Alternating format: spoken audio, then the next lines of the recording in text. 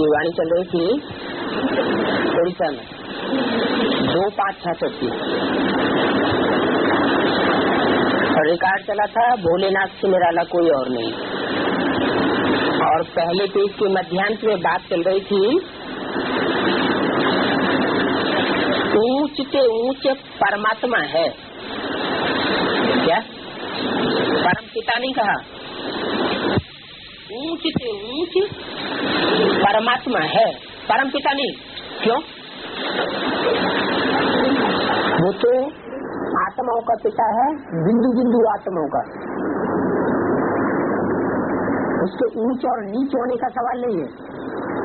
Supreme soul ऊंच से ऊंच और नीच से नीच बनता ही नहीं।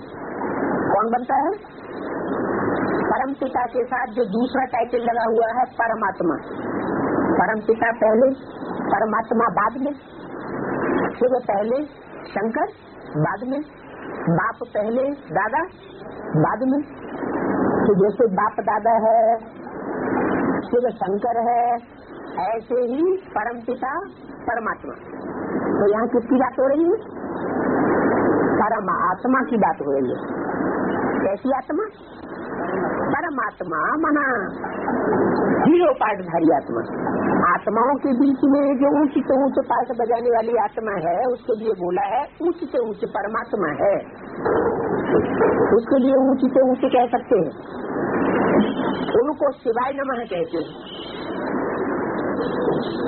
उनको जो ऊंच से ऊंच है उनको शिवाय नमः कहते हैं। नमन किसको किया जाता है? झुका किसको जाता है? जो ऊंच से ऊंच होगा उसी को झुकना ठीक है ना। तो बोला उनको शिवाय नमः कहते हैं। अच्छा, थ्रू आओ सूक्ष्म वतन में। किसके थ्रू? तीन लोग है ना। मूल में शिव परमात्मा नमः, जिसके साथ तुम आत्मा निवास करती हो। किसके साथ निवास करती हो? तुम आत्मा जिसके साथ निवास करती हो, जो ऊंच से ऊंच परमात्मा है। कहाँ निवास करती हो? मूल वतन में। तो कौन से मूल वतन की बात है? ऊंच से ऊंच मूल वतन की बात वो ऊपर है जहाँ आत्मा सिर्फ बिंदु बिंदु रही पड़ी है, वहाँ ऊंच से ऊंच कहा जाएगा, या इस साकारी सृष्टि पर ऊंच से ऊंच कहा जाएगा? ऊंच से ऊंच और नीच से नीच कहाँ होते हैं? इस साकार सृष्टि पर होते हैं ना। इसका मतलब इस साकार सृष्टि पर ही हम बच्चों को ऐसी स्टेज बनानी है जो ऊंच से ऊंच निराकारी स्टेज कही जाती है। वो निराकारी बाप के साथ हम बच्चों को भी निराकारी ऊंच से ऊंच स्टेज बनेगी। वो है मूल वतन। इस साकारी सृष्टि पर भी तुम बच्चे परमधाम को नीचे उतार लेंगे। तो तुम्हारा स्वीट होम है जहाँ फादर रहते हैं। कौन सा स्वीट होम हुआ? जिस स्वीट होम में तुम्हारा फादर रहते हैं वो है तुम्हारा स्वीट होम। और ऊंच से ऊंच बात है, फिर है देवताएं। बाप सबसे ऊंच और नीचे सृष्टि पर ही होते हैं, लेकिन जो ऊंच से ऊंच बात है वो कुछ आधार पर ऊंचे है, क्योंकि निराकारी निर्विकारी निरहंकारी स्टेज में है, इसलिए ऊंच से ऊंच है। बाकी बाद में है देवताएं। कहते हैं विष्णु देवताई नमः, ब्रह्मा देवताई नमः। देवताओं ने किसका किसका नाम लिया? विष्णु देवता का नाम लिया और ब्रह्मा देवताई नमः ब्रह्मा देवता का नाम लिया। किसको छोड़ दिया? शंकर का नाम नहीं लिया। क्यों? क्योंकि उसको किसी कोट में रख दिया। उसमें शिव प्रवेश होने के कारण उसको परमात्मा नमः इस स्टेज में रख दिया। इसलिए बोला ऊंच से ऊंच बाप है, फिर है देवताएं, विष्णु देवताई नमः, ब्रह्मा देवताई नमः। बरोबर इस समय ब्रह्मा देवता तो है नहीं। इस समय माने किस समय? जिस समय 66 में ये वाणी चलाई जा रही थी उस समय कहा कि वो ब्रह्मा देवता तो है नहीं। क्या था? तो दाढ़ी मूछ वाला मनुष्य था ना। ब्रह्मा देवता तो है नहीं। इनको कहा जाता है प्रजापिता ब्रह्मा। इनको ब्रह्मा देवता ही नहीं है, देवताएं नमः उसे नहीं कहेंगे, लेकिन वास्तव में इनको कहा जाता है प्रजापिता ब्रह्मा। इनको माने फिर किसकी तरफ इशारा किया? जो प्रजापिता का वास्तव में पार्ट प्ले करने वाला है उसकी तरफ इशारा करके कहा ये है प्रजापिता ब्रह्मा। सतयुग में प्रजापिता ब्रह्मा होता नहीं। क्यों? क्योंकि वहाँ 500 करोड़ की प्रजा भी होती नहीं, वहाँ तो सिर्फ देवताएं होती हैं। प्रजापिता के बहुत बच्चे होंगे, सतयुग में तो सिर्फ लौलाक आबादी होती है। ये तो मनुष्यों की रचना रचने वाला हो गया। कौन?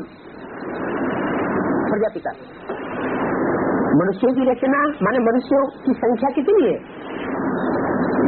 देवताओं की संख्या ज्यादा होती है या मनुष्यों की संख्या ज्यादा होती है? मनुष्यों की संख्या ज्यादा होती है। मनुष्य होते हैं 500-700 करोड़ और देवताएं होते हैं ज्यादा से ज्यादा 33 करोड़। तो मनुष्यों की रचने वाला हो गया प्रजापिता ब्रह्मा।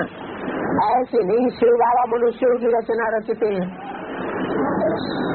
मनुष्यों की रचना रचने वाला रचयिता क्रिएटर गॉड फादर शिव बाबा नहीं है।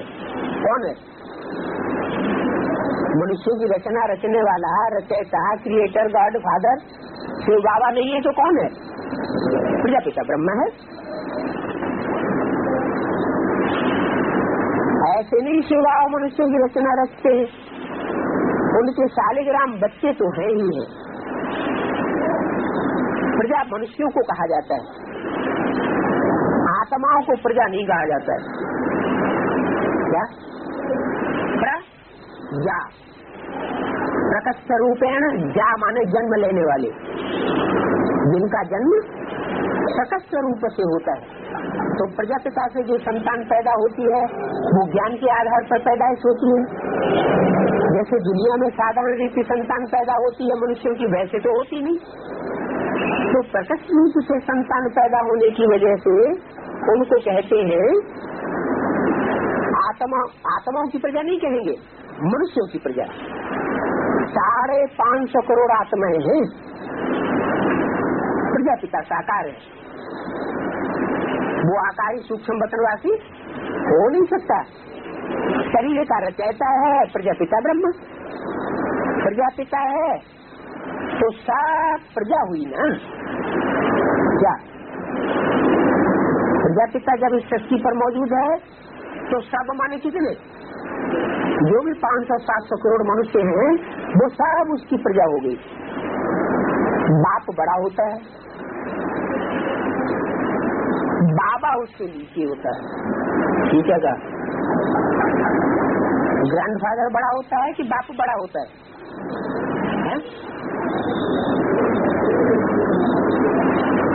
बोला बाप बड़ा होता है। क्यों?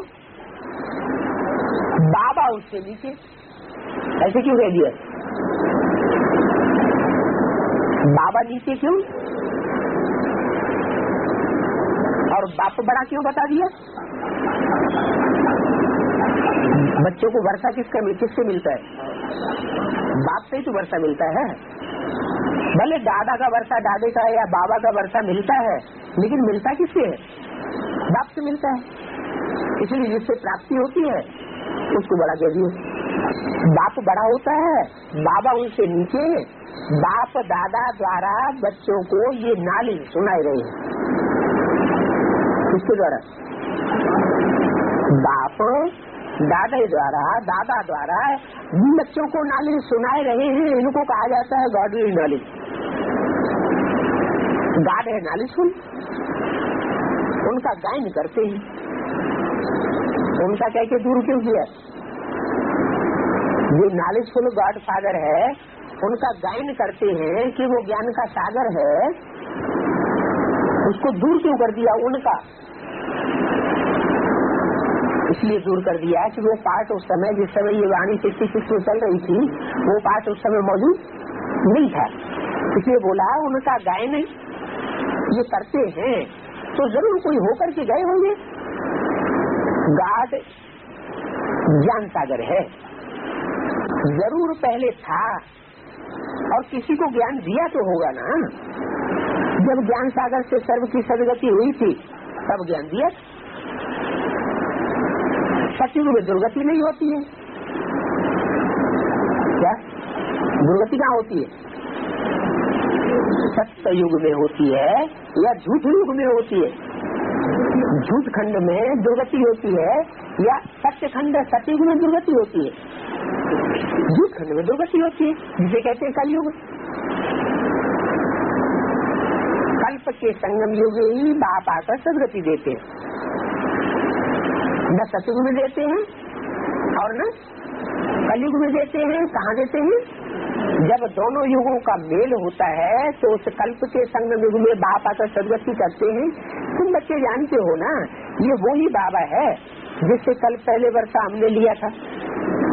गाते हैं बाबा हम वो ही हैं जिसने कल पहले वर्षा लिया था, और कोई ऐसे कह नहीं सकता। तुम जानते हो हम फिर से वर्षा ले रहे हैं, गाया भी जाता है निराकार परमपिता परमात्मा। जीवात्मा जाकर के उन पर लोटी चढ़ाती है, इन पर परमपिता परमात्मा पर जीवात्माएं जाकर के लोटी चढ़ाती हैं। लोटी कौन सी? ज्ञान जल से भरी हुई लोटी होती है, उसमें दूध थोड़ा सा डालते हैं, पानी ढेर सारा डाल देते हैं और वो लोटी जाकर के गॉडफादर के ऊपर, शिव के ऊपर अर्पण करते हैं। तो इसका मतलब क्या हुआ? दूध क्यों थोड़ा सा डालते हैं? चढ़ाई दूध चढ़ा दे। लोटी माना क्या जड़ लोटी की बात है या चैतन्य लोटी की बात है? कौन सी लोटी चढ़ाई जाती वास्तव में? वो तो भक्ति मार्ग वाले स्थूल लोटी पकड़ लेते हैं, उसमें स्थूल जल भर देते हैं, स्थूल दूध भर देते हैं, लेकिन वास्तव में है कौन सी दूध की बात है? हाँ, कोई बुद्धि रूपी लोटी है जिसमें ज्ञान थोड़ा सा होता है और पानी ढेर सारा होता है। इसका क्या मतलब हुआ? कहते हैं ना पानी की गंगा। पानी की गंगा और शिव बाबा कोई पानी की गंगा थोड़ी बहाते हैं। तो बाबा का इशारा है कन्याओं की तरफ। जो कन्याएं अर्पण होती है उनमें ज्ञान बहुत थोड़ा होता है। कहाँ ज्ञान सागर का ज्ञान और कहाँ कन्याओं के अंदर का ज्ञान। तो थोड़ा ज्ञान होता है, बाकी पानी ज्यादा होता है। इसलिए कहा जाकर उन पर लोटी चढ़ाते हैं, जरूर होकर के गए हैं, कुछ न कुछ करके गए हैं, तब तो चढ़ाते हैं, इतना मान मर्तबा देते हैं, परंतु जानते नहीं है। भारतवासी ही तवो प्रधान भ्रष्टाचारी बन गए हैं। भ्रष्टाचारी उनको कहा जाता है जो करप्टेड है, अर्थात जिनका शरीर विष से पैदा होता है। माना जो भ्रष्ट इंद्रियों से जो शरीर पैदा होते हैं वो हुए भ्रष्टाचारी, और जो श्रेष्ठ इंद्रियों से देवताओं की उत्पत्ति होती है वो देवताएं हुए श्रेष्ठाचारी। तो देवताओं को श्रेष्ठाचारी कहा जाता है, वो विष से पैदा नहीं होते, वहाँ व्यभिचार दोष होता नहीं है। गवर्नमेंट ये अर्थ नहीं जानती है। गवर्नमेंट भ्रष्टाचारी किसको कहती है? जो पैसों का लेन देन कर लेते हैं उनको समझते हो भ्रष्टाचारी। सतयुग में कोई भ्रष्टाचारी नहीं होता, श्रेष्ठाचारी से कलयुग में नहीं होता। सतयुग में है ही निर्विकारी दुनिया। कहते हैं क्या बच्चे नहीं होंगे? जब वहाँ दुख नहीं होगा, विकार नहीं होंगे, तो क्या बच्चे की पैदाइश नहीं होगी? बच्चों की पैदाइश तो होगी, लेकिन वहाँ जो काम विकार भी होगा वो सात्विक स्टेज में होगा, माना श्रेष्ठ इंद्रियों तक ही सीमित होगा। श्रेष्ठ इंद्रियां मुख के अंदर होती है, ज्ञान इंद्रियां, उन ज्ञान इंद्रियों से संतान की उत्पत्ति होगी। जैसे वो मोर का मिसाल दिया जाता है, क्या मिसाल लेते हैं? कहते हैं मोर, हाँ, वो आंखों से जल पी लेता है। मोरनी, जब मोर नाचता है तो मोरनी उसका आंसू पी लेती है, उस आंसू से ही उसका गर्भ रह जाता है। भ्रष्ट इंद्रियों से विकर्म या भ्रष्ट कर्म नहीं करता। तो ऐसे ही देवताओं की जो उत्पत्ति होती है वो श्रेष्ठ इंद्रियों से उत्पत्ति होने के कारण उनको श्रेष्ठाचारी कहा जाता है, उनको भ्रष्टाचारी नहीं कहा जाता। श्रेष्ठाचारी फिर कलयुग में होते नहीं, सतयुग में आई हुई सारी दुनिया। जो पूछते हैं क्या सतयुग में बच्चे पैदा नहीं होंगे, अरे वो है संपूर्ण निर्विकारी दुनिया, फिर विष की बात वहाँ हो कैसे सकती है? तब तो कहते हैं अमृत छोड़ विष काहे को खाए। परमात्मा बाप आकर के ज्ञान अमृत पिलाए रहे हैं। ज्ञान अमृत को छोड़ करके कोई विष पीना शुरू कर दे तो दुखी होगा कि सुखी होगा? और जास्ती दुखी हो जाएगा। ये बाप बैठ समझाते हैं, बच्चे अब पतित न बनो, पवित्र बनो, माँ में कब याद करो, कैसे पवित्र बनेंगे? एक साथ 2 को याद करेंगे, 4 को याद करेंगे तो पवित्र नहीं बनेंगे। शर्त क्या है जी? 1 को याद करेंगे तो पवित्र बनेंगे, अनेकों को याद करेंगे तो बुद्धि और ज्यादा फंस जाएगी। वो बाप वर्ल्ड ऑलमाइटी अथॉरिटी है, अगर उस 1 को याद करेंगे तो सारी अथॉरिटी उसके हाथ में, सारी डोरी उसके हाथ में है। कृष्ण को ऑलमाइटी अथॉरिटी नहीं कहा जा सकता, क्यों? कृष्ण को ऑलमाइटी अथॉरिटी क्यों नहीं कहा जा सकता?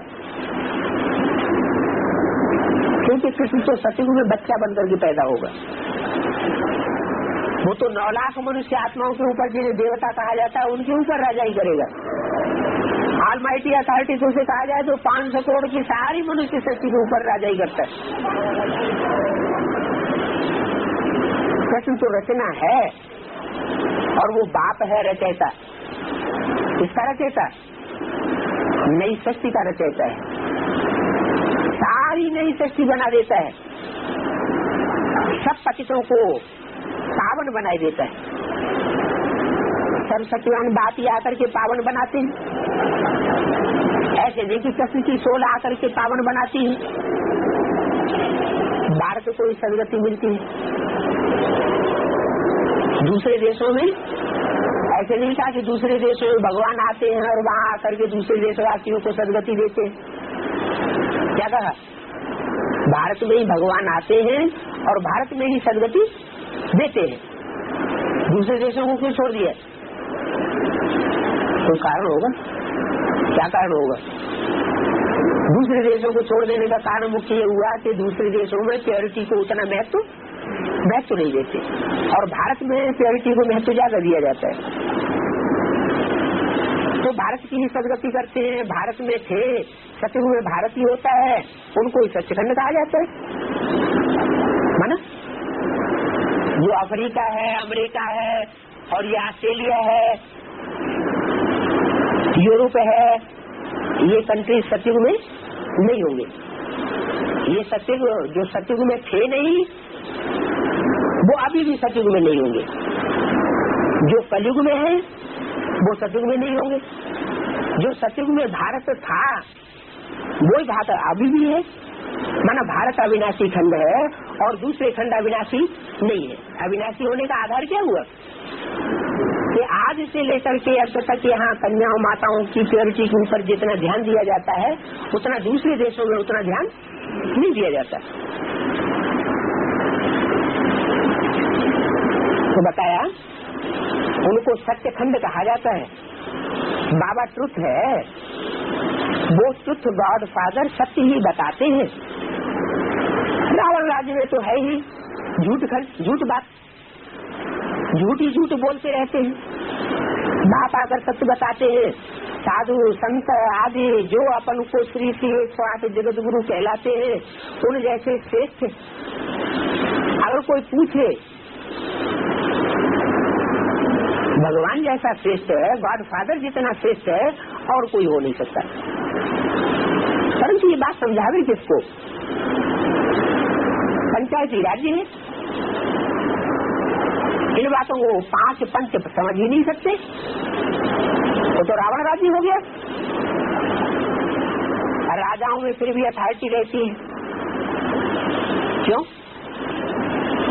एक राज्य होता है, एक मत होता है, एक भाषा होती है, तो उसमें ताकत रहती है। अब पंचायती राज्य में तो अनेक भाषाएं चलती हैं, अनेक धर्म चलते हैं, अनेक मतांतर चलते हैं, इसलिए कोई कुछ कहता है, कोई कुछ कहता है, किसी बात में कोई वजन नहीं रहता। तो इन बातों को समझते नहीं है। राजाओं में फिर भी अथॉरिटी होती है, यहाँ एक को समझाओ तो दूसरा बिगड़ पड़ता है। पंचायती राज्य है ना, वास्तव में पंचायती राज्य भी नहीं कहा जा सकता, क्योंकि सावरंटी तो है नहीं। पंचायत को राज्य नहीं कह सकते, राज्य तो सावरंटी को कहा जाता है। एक सिपाही भी बड़े से बड़े आदमी की पाग उतार सकता है, एक सिपाही में भी इतनी ताकत है। इसको अंधाधुंध सरकार कहा जाता है। सब अंधियारे में ठोकरें खाते रहते हैं, इसको कहा जाता है अंधों की दुनिया, अंधा संप्रदाय। वो है अंधे की औलाद अंधे, और ये है सूजरी की औलाद सूजरी। बाबा ने समझाया है यादव, कौरव, पांडव, क्या समझाया इनके बारे में? यादव किनको कहा जाता है? यादव कहा जाता है जो बड़े बड़े धनाढ्य, महलवाड़ियों अटारियों वाले होते हैं, बहुत शराब पीते हैं, बहुत मस्ती में रहते हैं और बहुत पाप कर्म करते हैं। उनके पेट में से मूसल निकले तो इस पेट में से नहीं निकले। मूसल माना मिसाइल, ये मिसाइल्स जो हैं वो इस पेट में से निकलते हैं, बुद्ध रूपी पेट में से, नीचे वाले पेट की बात नहीं है। ऐसे यादवों को नाम दिया है रूस और अमेरिका। उनके 2 ग्रुप्स हुए, कौरव, कौ माना कौए और रव माना शोरगुल। जिन्होंने कौओं की तरह शोरगुल तो बहुत किया। क्या शोरगुल करते हैं? टीवी में शोरगुल करते रहते हैं, अखबारों में शोरगुल करते रहते हैं, रेडियो में शोरगुल करते रहते हैं। इतने गाँव में टीवी, इतने गाँव में पानी पहुँच गया, शुद्ध पानी की व्यवस्था हो गई, इतने गाँव में बिजली पहुँच गई, और जाकर के देखो तो लोग गाँव बिजली और पानी तो दूर रहा, भूख मर रहे। कहते कुछ है और वास्तविकता कुछ और होती है। तो उनको कहेंगे कौओं की तरह शोरगुल बचाने वाले। जैसे कौए जो होते हैं, गंद खाना उनका ज्यादा श्रेष्ठ धर्म है, बस उसी में लगे रहते हैं। तो कोई ऐसा क्रिएटिव काम नहीं कर सकते जिससे संसार में वाहवाही हो जाए। तो यादव संप्रदाय, कौरव संप्रदाय और हैं थोड़े से पांडव संप्रदाय, जो 5 उंगलियों से गिने जाते हैं, उनकी संख्या बहुत थोड़ी होती है। पांडव संप्रदाय वो जो पंडा बाप को फॉलो करते हैं, तादाद में भले थोड़े हैं, लेकिन पंडा बाप उनके साथ है, गॉड फादर उनके साथ है, इसलिए उनमें ताकत बहुत आ जाती है। वो तो इन बातों को समझते नहीं है। ये कब की बात है ये कोई को भी पता नहीं है। कह देते हैं कृष्ण द्वापर में आया, आकर के गीता सुनाई। अब कृष्ण द्वापर में आएगा क्या? कृष्ण अगर द्वापर में आया तो द्वापर के बाद कौन सा युग आया? कलयुग आया। कलयुग पापी युग है या पुण्यात्मा का युग है? तो भगवान ने द्वापर के अंत में आकर के क्या पापी कलयुग की स्थापना की? भगवान आएगा तो पापी कलयुग की स्थापना करेगा क्या? नहीं। भगवान आएगा तो श्रेष्ठ युग बनाएगा, पापी कलयुग की स्थापना करने थोड़ा ही आएगा। तो ये बात कह दी है कि द्वापर में भगवान है। वास्तव में द्वापर में भगवान नहीं आता। जब भगवान आता है तो 4 युगों की शूटिंग होती है, 4 युगों की रिहर्सल होती है संगम युग में, और उन 4 युगों की रिहर्सल के पीरियड में जब द्वापर की शूटिंग होती है तो द्वापर की शूटिंग के अंत में कृष्ण की सोल इस संसार में ब्राह्मणों की दुनिया के बीच में प्रत्यक्ष हो जाती है। वो प्रत्यक्षता रूपी जन्म है और वो आकर के गीता सुनाता है। वास्तव में ये संगम युग की बातें हैं कि कृष्ण की सोल द्वापर युग की शूटिंग पूरी होने के बाद संसार में प्रत्यक्ष होती है ब्राह्मणों की दुनिया में, और ब्राह्मणों की दुनिया में प्रत्यक्ष होकर के जब पढ़ाई उसकी पूरी हो जाती है तो गीता ज्ञान संपन्न रूप में सुनाता है। यूरोपवासी यादव भी कहते हैं द्वापर के आदि में तो यादव थे नहीं, कहाँ होते हैं यादव? रूस और अमेरिका जैसे यादव कहाँ होते हैं जो बहुत शराब पीते हैं, बड़ी बड़ी ऊंची महलमाड़ियां अटारियां बनाते हैं, बड़े बड़े धनाढ्य होते हैं, वो कहाँ है? रूस और अमेरिका में ही। द्वापर के आदि में यादव नहीं होते हैं, वो तो आए ही बाद में। जब नाम हो, वृद्धि हो, तब उनकी बात होती है। पहले तो इन्हों की राजाई नहीं होती है, पहले तो बहुत थोड़े होते हैं। कौन? जो क्रिश्चियन रूपी यादव हैं वो पहले बहुत थोड़ी संख्या में थे, ये तो अभी दुनिया में अंत में आकर के क्रिश्चियंस की संख्या बढ़ गई है, 100 करोड़ से ऊपर तक क्रिश्चियंस हो गए। पहले संसार में इतनी क्रिश्चियंस की 200-300 वर्ष पहले इतनी राजाई नहीं थी। 300 वर्ष के अंदर अंग्रेजों की इतनी राजाई फैल गई और जनसंख्या भी बढ़ गई। तो बच्चों को पहले ये याद रखना है कि निराकार शिव बाबा हमको पढ़ाते हैं। पहली मुख्य बात ये बुद्धि में धारण करनी है कि हमको पढ़ाने वाला कौन है। पढ़ाने वाला निराकार गॉडफादर है या कोई साकार मनुष्य देहधारी मनुष्यात्मा है? कोई साकार मनुष्य गुरु हमको पढ़ाई नहीं पढ़ाता है। ब्रह्मा भी साकार मनुष्य गुरु है या परमपिता परमात्मा का रूप है? कौन है?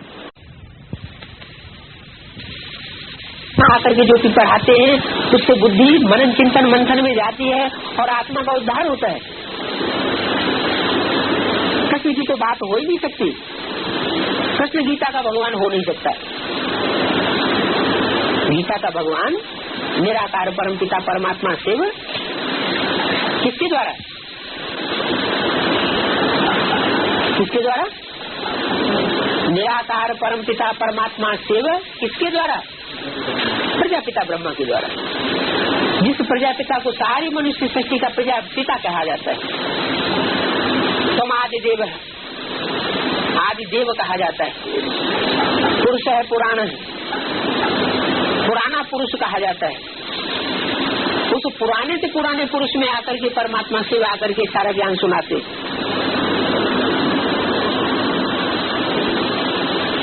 तो शिव बाबा आकर हमको पढ़ाते हैं कृष्ण संगम पर, फिर कहाँ से आ सकता? कोई भी साधु संत इन बातों को नहीं जानते। साधुओं को निमित्त बनाया है कि भारत को वो श्रेष्ठाचारी बनावे, और साधुओं ने भारत को श्रेष्ठाचारी बनाया और ही भ्रष्टाचारी बन गया भारत और ही ज्यादा भ्रष्टाचारी होता जाता है। ये उनको पता नहीं है, ये और ही सबको भ्रष्टाचारी बनाने वाले हैं। यथा गवर्नमेंट तथा समाज। ये अंधे की औलाद अंधे, बाप सोजरा बनाते हैं, माया अंधा बनाई देती है। गृहस्थ व्यवहार में रहते बाप को याद रखो जिससे तुम्हारी विकट विनाश हो जाएगी। सन्यासियों के पीछे पड़ने की दरकार नहीं है। क्या करना है? अपने घरगृहस्थ व्यवहार में रहो और घरगृहस्थ व्यवहार में रहते हुए बाप को याद करो जिससे तुम्हारे पाप कर्म भस्म हो।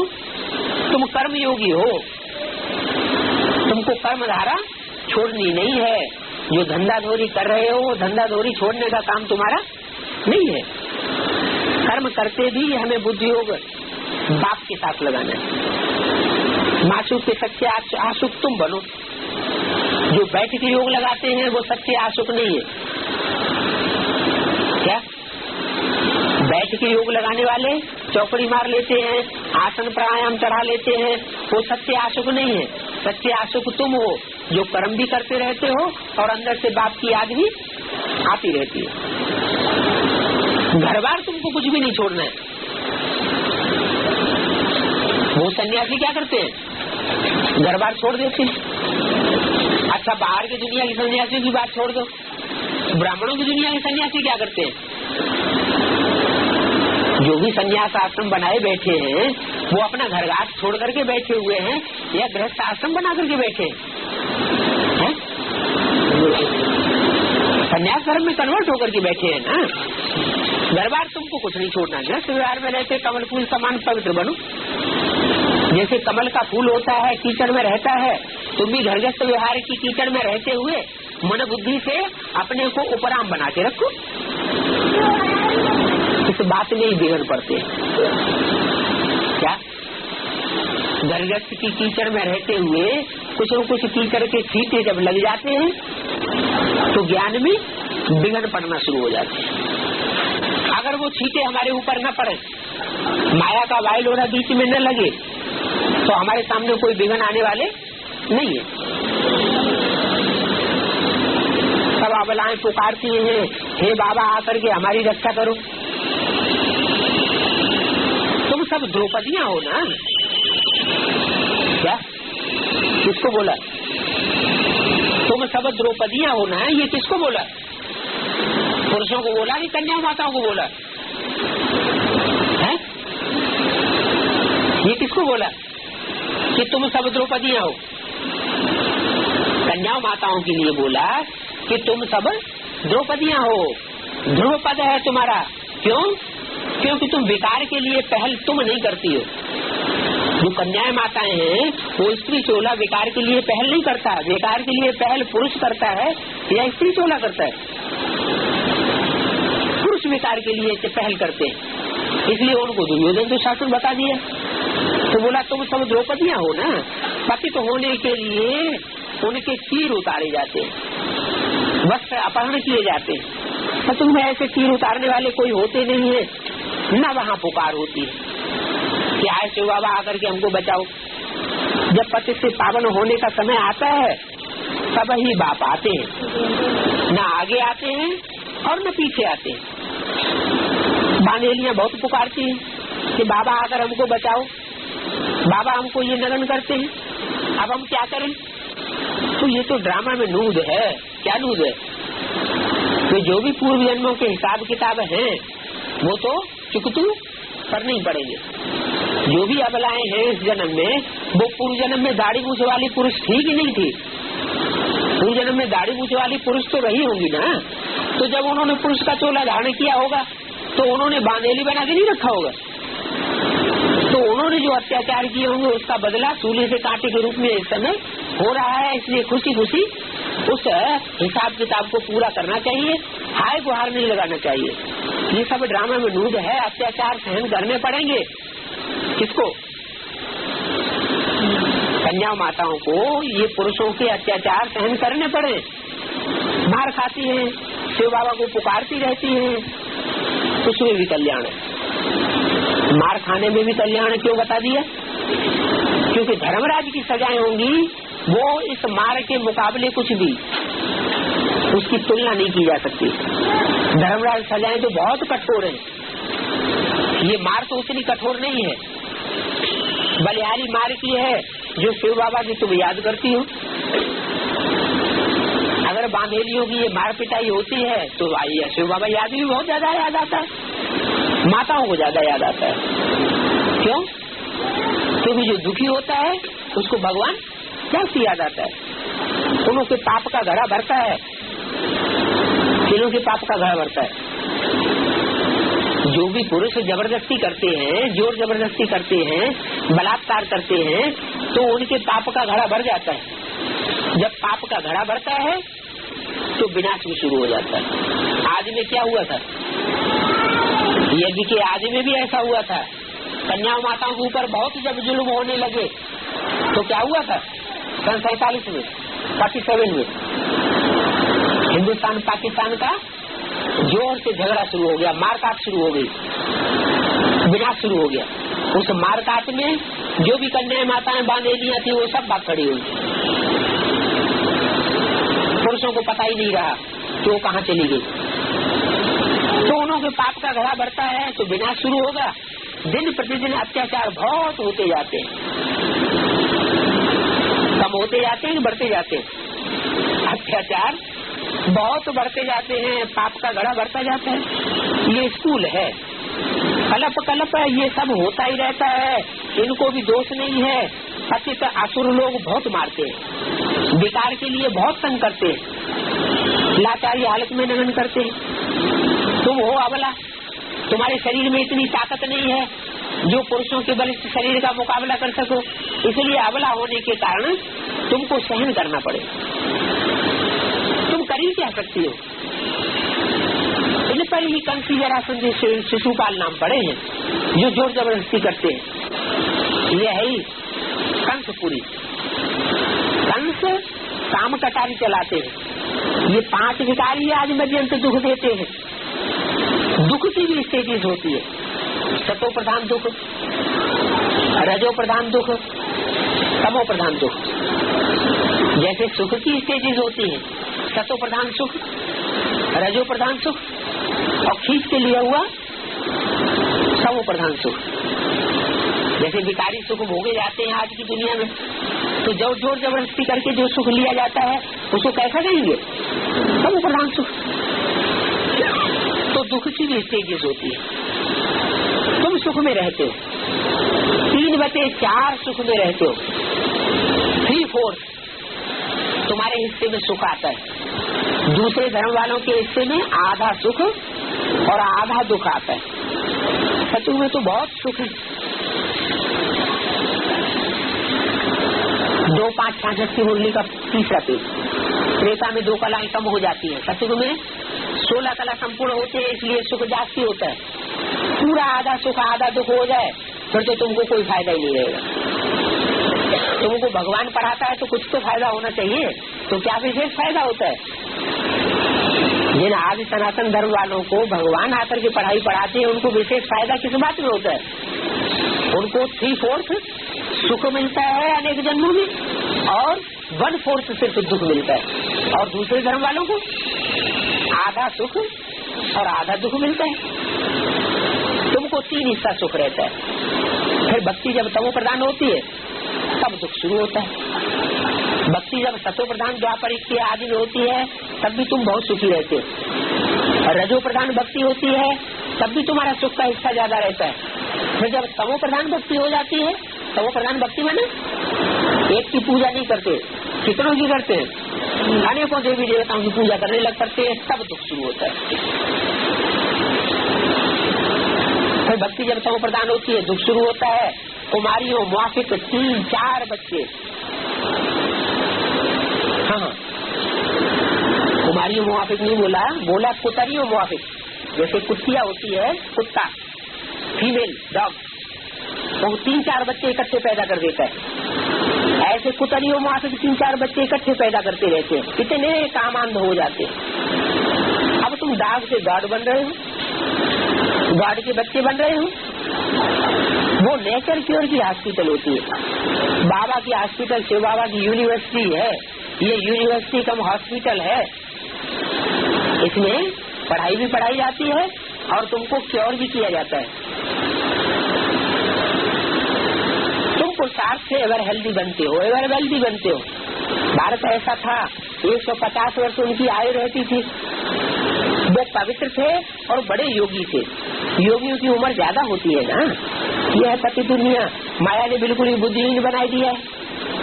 अब बाप दोबारा एवर हेल्दी बनाते हैं, बाकी सब कौड़ी मिसल बन जाएंगे।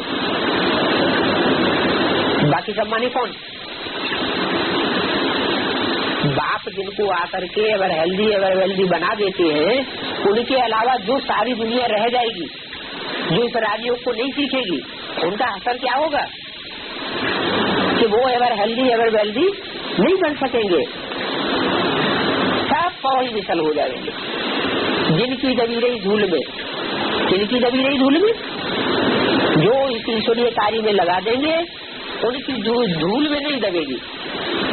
अगर नहीं लगा सकेंगे तो उनकी दबी रही धूल में किनकी राजा खाए, सफली होगी उनकी जो खर्चे नाम धनी के, उनका धन सफल हो जाएगा जो भगवान के नाम पर इसी ईश्वरीय कार्य में सफल करेंगे। कहते हैं बाबा हमारा घर छोटा है, हम एक ही कमरे में रहते हैं, पूरा परिवार एक कमरे में रहता है, खाना आदि एक ही कमरे में पकाते हैं। बाप कहते हैं इसमें कोई हर्जा नहीं है, छोटे कमरे में ही तुम बड़े से बड़े यूनिवर्सिटी हॉस्पिटल बना दो। क्या एक कमरे में यूनिवर्सिटी भी खोल दो, हॉस्पिटल भी खोल दो, उसी में खाना बनाओ, उसी में सो जाओ, उसी में सफाई करके क्लास करना शुरू कर दो। छोटे से छोटे एक कमरे के अंदर ही तुम यूनिवर्सिटी खोल सकते हो, बड़ी से बड़ी। बोर्ड पर लिख दो, भाइयों बहनों आकर के समझो, 1 सेकंड में तुम एवर हेल्दी एवर वेल्दी कैसे बन सकते हो। वो तरकीब हम तुम्हें बताते हैं। हम सब परमात्मा के बच्चे हैं। बाप समझाते हैं तुमको 5000 वर्ष पहले हमने आकर के वर्षा दिया था। जो 5000 वर्ष पहले वर्षा दिया था वो वर्षा फिर आकर के सुख शांति का दे रहा हूँ। जयंती भी मनाते हैं, शिव बाबा आया था, भारत में आकर के वर्षा दिया था। किस चीज का वर्षा दिया था? बेहद की सुख और शांति का वर्षा आकर के दिया था। तो मुझे याद करो, हमने आकर के वर्षा दिया था, रावण ने आकर के तुमको नरक का वर्षा दे दिया। अभी फिर बाप आया हुआ है वर्षा देने के लिए। तो उस छोटी झोपड़ी में भी मनुष्यों को बैठ करके समझाओ। ऐसे हीन भावना अपने अंदर नहीं लानी है कि हमारा तो एक ही कमरा है, हम कैसे बाबा का गीता पाठशाला चला सकते हैं, हम कैसे बाबा की यूनिवर्सिटी खोल सकते हैं, हम तो गरीब हैं। ऐसी कोई बात बुद्धि में लाने की दरकार नहीं है।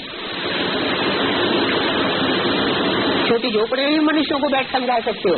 बाप कहते हैं मुझे याद करो, वर्षे को याद करो, तो तुम विष्णुपुरी के मालिक बन जाएंगे। बाप ही आकर के रास्ता बताते हैं। इस चलन से तुम राजा बनेंगे। किस चलन से? जो बाबा समझाते हैं उस समझाने की माफिक अगर चलेंगे तो तुम राजा बनेंगे। तुम चलन से ऊंच से ऊंच बन सकते हो। और नीति चलन चलेंगे, श्रीमत के बरखिलाफ चलेंगे, तो इस चलन से तुम नौकर चाकर बन जाएंगे। जितना पढ़ेंगे लिखेंगे योग लगा देंगे तो स्वर्ग के मालिक बनते जाएंगे। नहीं पढ़ेंगे तो खराब होते रहेंगे, फिर प्रजा में चले जाएंगे। तो पढ़ाई की, ईश्वरीय पढ़ाई की शर्त क्या बताई? ईश्वरीय पढ़ाई की शर्त है कि रेगुलर और पंक्चुअल पढ़ना है। अगर रेगुलर पढ़ाई नहीं पढ़ते हैं, पंक्चुअल पढ़ाई नहीं पढ़ते हैं, लेट आते हैं क्लास में, कभी आते हैं कभी नहीं आते हैं, कभी मुरली सुनते हैं कभी नहीं सुनते हैं, तो जन्म जन्मांतर के सुख शांति की बाबा की गारंटी नहीं है। फिर प्रजा में चले जाएंगे। अभी तुम बच्चों को माता पिता को फॉलो करना है। आजकल के विकारी माँ बाप को फॉलो करने से नरकवासी बन जाएंगे। क्या? विकारी माँ बाप को अगर फॉलो करेंगे तो नरकवासी बनेंगे, और अगर इस पारलौकिक गॉड फादर को फॉलो करेंगे तो स्वर्गवासी बनेंगे। मतलब फॉलो करने का मतलब क्या है? बाप चलता है तो स्टेप के ऊपर स्टेप रखना नहीं, स्टेप के ऊपर स्टेप रखना स्थूल की बात नहीं है। बाप जिस तरह हमको चलाना चाहता है उस तरह हम चले, वो है फॉलो फादर। बाप ने जो ब्रह्मा के द्वारा चलन चला करके दिखा दी प्रैक्टिकल में, वैसे ही चलन आप अपने जीवन में चल करके दिखाएं, उसको कहते हैं फॉलो फादर। कर्मों में चलना और फिर जो आर्डर मिले उस आर्डर को मानना, तो फॉलो करना हुआ। बाकी ये दान पुण्य आदि करते करते तुमने दुर्गति को पाया है, अल्पकाल के लिए उसका सुख मिल जाता है, खुशी भी अल्पकाल के लिए मिलती है। किस बात से? जो हम दूसरों को दान पुण्य कर देते हैं, किसी को दे दिया, उससे कोई खास भलाई होने वाली नहीं है। क्या करना है? जितनी हम ईश्वरीय सेवा करेंगे, ईश्वरीय सेवा में धन लगाएंगे, उसका मतलब ये नहीं कि हम किसी को धन उठा करके दे दें। धन उठा करके देने की बात नहीं है। क्या करें? उस धन को हम ईश्वरीय सेवा में कोई न कोई तरीके से लगाएं, तो उस ईश्वरीय धन से स्वर्ग तुम्हारा बन जाएगा, सदाकाल की सुख मिल जाएगा। बाप कहते हैं पवित्र बनो, परंतु विकारों को छोड़ते नहीं है। भले बाप कहते चले आ रहे वर्षों से 60-65 वर्ष हो गए कहते कहते कि पवित्र बनो, योगी बनो, लेकिन फिर भी विकारों को छोड़ते नहीं है। दुख न मिलने से फिर क्रोध बहुत आ जाता है। बेचारी अबलाएं मार सहन करती रहती, मार सहन नहीं कर सकती हैं तो फिर उनको भागना पड़ता है। क्या एक ऐसी भी स्थिति आ जाएगी जैसी यज्ञ के आदि में आई थी। क्या आई थी कि अबलाओं को बहुत बंधन डाल दिया गया, उनको 7-7 तालों के अंदर रखा गया, उनको जबरदस्ती भिखारी बनाया गया, उनको कोई रास्ता नहीं मिला। तब अंत में क्या रिजल्ट निकला कि हिंदुस्तान पाकिस्तान की लड़ाई हो गई और वो कन्या माताएं बात करके बाबा के पास पहुंच गई। तो बेचारी अबलाएं मार सहन नहीं कर सकती हैं तो उनको फिर भागना पड़ता है। भागना कब पड़ा? जब आती हो जाती है तो फिर उनको छोड़ छाड़ करके भागना पड़ता है। इसको कहते हैं शरणागत। जो अबलाएं बेचारी बहुत मार सहन करते करते थक गई, उनको फिर अंत में भगवान के यहाँ जाकर के शरण मिल जाती है।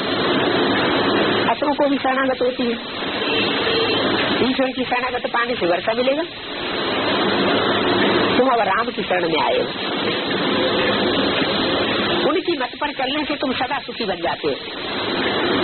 ये क्यों नहीं कहा कृष्ण की मत पर चलने से तुम सदा सुखी बन जाते हो? तुम कृष्ण की शरण में आए हो। राम की शरण क्यों आई हुई है? क्योंकि अंत में सारी दुनिया को राम की शरण में पहुंचना है। अंत माने कब? जब मुर्दा भी उठाया जाता है तो क्या कहते हैं? राम नाम सत्य है। तो अंत में क्यों कहते हैं? सारी जिंदगी नहीं कहा। जब मुर्दा हो गया, मुर्दा उठाने लगे तो अंत में कहेंगे राम नाम सत्य। इसका मतलब ये हुआ कि दुनिया की भी जब अंत होनी होती है, जब दुनिया में अत्याचारों का अति हो जाती है तो परमात्मा बाप आकर के उस अति का अंत कर देते हैं। तो भक्ति मार्ग में ये सब बातें इस समय की गाई जाती हैं। तुमने राम की शरण ली है तो तुमको श्रृंगार करके विश्व का मालिक बनाते हैं। तुमको दुनिया में कोई जीत नहीं सकता और कोई धर्म नहीं रहता है संसार में। एक ही धर्म रह जाएगा। समझाया जाता है जो कहते हैं ये कैसे हो सकता है, तो पूछने वाले ऐसे पूछते हैं जैसे मत वाले हो। तो पतित पावन बाप या फिर पावन बनाने की युक्ति बताते हैं। याद से ही विकर्म विनाश होंगे और खाद निकल जाएंगे, फिर गोल्डन एज बन जाएंगे। शिव बाबा की महिमा और कृष्ण की महिमा को तुम जानते हो, दुनिया वाले नहीं जानते। बाबा ने बताया था दोनों की महिमा लिखो तो सिद्ध हो गई कि गीता का भगवान कौन है। एक देवता और दूसरा भगवान। जो भगवान की महिमा है वो देवता की महिमा नहीं हो सकती। भगवान की महिमा के 32 गुणों का जो चित्र है, भगवान के जो 32 गुण हैं वो अलग निराले हैं, वो देवताओं के गुण नहीं हो सकते। तो तुम बताते हो शिव बाबा की महिमा क्या है और कृष्ण की महिमा क्या है, तुम उसका अंतर ही बताते हो, जानते हो। बाबा ने कहा था दोनों की महिमा लिखो तो सिद्ध हो जाए गीता का भगवान कौन है। भगवान तो एक है ना। कृष्ण तो 84 जन्म में जाने वाला है ना। कृष्ण की सोल को अप एंड डाउन बहुत आता है। घड़ी घड़ी निश्चय के चक्र में आते रहते हैं। निश्चय बैठना माना निश्चय बुद्धि हुए माने जन्म हुआ, बाप के बच्चे बने। अनिश्चय बुद्धि हुआ माना मर गया माना बाप का बच्चा नहीं रहा। तो ये बेहद के जन्म मरण की बात है। ये बेहद का जन्म मरण कृष्ण को होता है। जो भगवान का पाठधारी है उसको ये जन्म मरण का चक्र नहीं होता। कृष्ण तो 84 जन्म में आता है और भगवान तो समय जन्म रहते, उनको अजन्मा नहीं कहना। उनको भगवान को अजन्मा नहीं कह सकते। उनका दिव्य जन्म होता है। वो संसार में प्रत्यक्षता रूपी जन्म लेते हैं। ऐसे नहीं कि वो जन्म नहीं लेता है। अजन्मा होते तो उनकी शिव जयंती क्यों मनाते? वो पुनर्जन्म रहित है, बार बार जन्म नहीं लेता है, जन्म मरण के चक्र में नहीं आता है, निश्चय अनिश्चय के चक्र में नहीं आता है। तो गीता में शिव का नाम चाहिए कि वो पुनर्जन्म नहीं लेते हैं। उनकी उनके बदले नाम डाल दिया है उनका जो पूरे 84 जन्म लेते हैं। ये बहुत जरूरी बात है। ये ईश्वरीय परिवार है क्या? ये कृष्ण देवता का परिवार नहीं है, ये ईश्वरीय परिवार है। गीता में सबसे भारी भूल कौन सी कर दी? गीता में कृष्ण का नाम भगवान की जगह डाल दिया। हमारी सच्ची सच्ची गीता कौन सी है? ये मुरली है। ये मुरली में किसका नाम डाल दिया? जो ब्रह्मा कुमारी हैं वो क्या समझते हैं कि ये मुरली किसने चलाई? वो किसका नाम देती है? दादा लेखराज ब्रह्मा का नाम देती है। वो दादा लेखराज ब्रह्मा के साकार स्वरूप को ही भगवान का साकार स्वरूप मानती है। वो कहती है कि इनके अलावा कोई दुनिया में और कोई साकार शरीरधारी भगवान का रूप का पार्ट, भगवान का पार्ट प्ले कर ही नहीं सकता। तुम जानते हो कि गीता का भगवान कृष्ण की सोल दादा लेखराज का रूप नहीं है। वो दादा लेखराज की सोल भी इस समय शरीर छोड़ने के बाद 69 के बाद कोई ब्राह्मण बच्चे में प्रवेश करके पढ़ाई पढ़ रही है। वो पढ़ाई पढ़ाने वाली नहीं है, तो वो गीता का भगवान नहीं है। कौन? कृष्ण की सोल। भगवान तो एक है। अजन्मा अगर शिव होते तो शिव जयंती तुम क्यों मनाते? वो दिव्य जन्म लेते हैं, तो गीता में शिव का नाम चाहिए। जो पुनर्जन्म नहीं लेते हैं उनके बदले नाम डाला है 84 पुनर्जन्म लेने वाले का। ये बहुत जरूरी बात है। ये ईश्वरीय परिवार है, सचिव में होगा देवी परिवार। यहाँ है दादा, बाबा और मम्मा, बस और कोई संबंध नहीं है। कौन कौन से संबंध बता दिए? दादा, बाबा, मम्मा और बच्चे। या तो यहाँ बच्चे हैं, या तो यहाँ माँ है, या तो यहाँ बाप है, या तो यहाँ बाबा है, और कोई संबंध नहीं है। एक ही बार बच्ची बनी, फिर ऐसी बच्ची बन नहीं सकती। हम पतितों को यहाँ रहने के लिए अलाउ नहीं कर सकते। क्या बाबा के घर में आकर के, चाहे कोई गीता पाठशाला हो, चाहे कोई मधुवन हो, चाहे कोई पांडव भवन हो, अगर वहाँ आकर के कोई पतित बनना चाहे तो वहाँ उसको पतित को वहाँ बैठने नहीं देना है। मतलब ये भी बात बोली हुई है। कोई पतित आकर के पतित बने हुए करते हैं, पतित विकारी बनते हैं, तो उनको मिलजुल करके भगा देना चाहिए। उनको ठहरने नहीं देना, नहीं तो वाइब्रेशन खराब करते रहेंगे। हम पतितों को यहाँ रहने नहीं देंगे। जो पास हुआ तो फिर रिपीट हो नहीं सकता। अच्छा, माता पिता बाप दादा का मीठे मीठे किसी बच्चों प्रति याद प्यार और गुड मॉर्निंग।